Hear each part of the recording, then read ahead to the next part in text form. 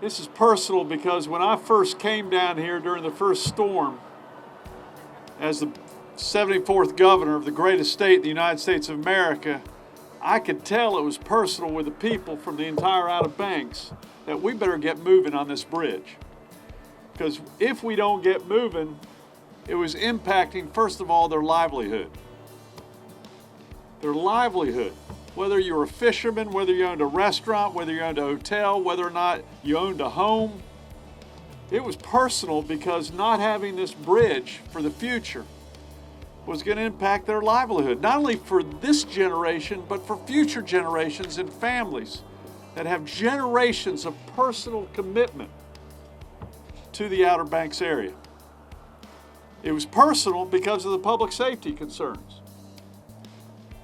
I was frankly shocked when I first came down here and we were closing roads and worried about closing this bridge, about the steps that we're going to have to take to just get people to move around here, whether it be on ferries or boats or temporary bridges.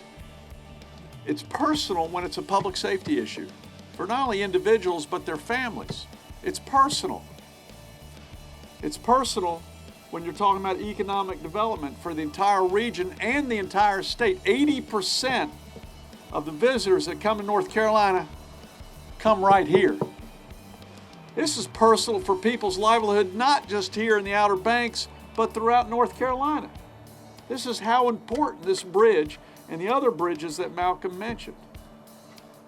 And what was happening is we had a small group of people blocking a personal commitment to public safety, to economic development, to the environment, and to the economic prosperity of the Outer Banks. It's happening today, ladies and gentlemen, in North Carolina, because North Carolina is a can-do state. We're problem solvers, and we believe in preparing this state for the next generation and the generation after that. And you made it happen.